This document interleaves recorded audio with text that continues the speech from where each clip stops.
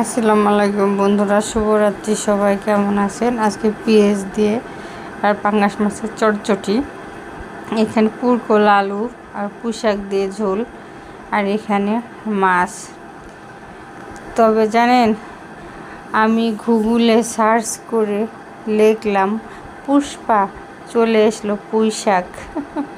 এটা একটা কথা হলো, পুষ্পা লিখতে গিয়ে পুঁইশাক চলে আসছে। যাই হোক, আজকে পুঁইশাকের তরকারি রান্না করতে